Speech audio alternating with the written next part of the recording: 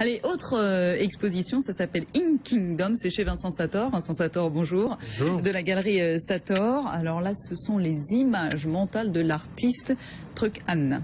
Absolument.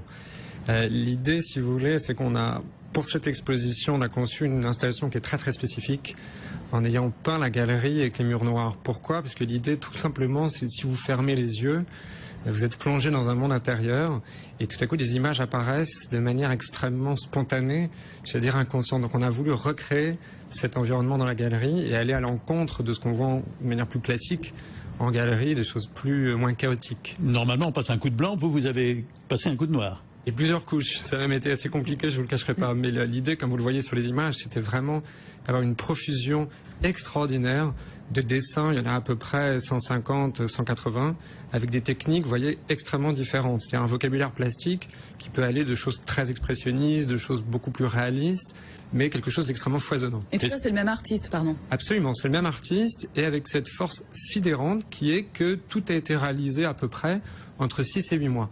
De manière très spontanée. C'est un artiste qui travaille la nuit, principalement. Il est venu travailler chez vous? Il a travaillé au Vietnam? Il a travaillé au Vietnam, absolument. C'est un artiste français, d'origine vietnamienne, mais qui vit à Ho Chi Minh City. Et donc, qui a tout conçu à distance, si vous voulez. Et les œuvres, donc, on les a fait venir à Paris pour les monter ensemble. C'est ce que vous appelez image mentale? Oui, c'est cette idée aussi chez lui une sorte de constat, je dirais, sur le monde contemporain, qui est un monde qui est saturé d'images.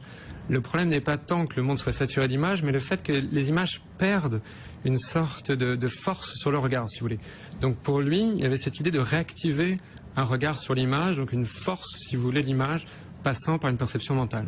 C'est étonnant, il est rare que les artistes comme ça utilisent plusieurs techniques différentes de façon aussi rapprochée. Souvent, les artistes ont une technique et puis même s'ils ont plusieurs périodes, on ne mélange pas comme ça les techniques.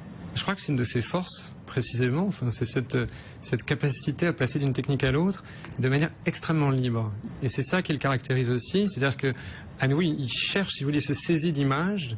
Et dès lors qu'il s'intéresse à l'image, il va chercher la technique de manière complètement intuitive qui va correspondre à l'image. Mais il y a cette idée de diversité. Et toujours dans le noir, alors? Toujours dans le noir, absolument. C'est vrai, il n'y a aucune couleur, hein, il travaille qu'avec... Très peu. Il y a quelques couleurs qui apparaissent... violet, des choses comme ça, mais il y a cette idée effectivement du noir et blanc et de faire sortir des choses par le noir et blanc.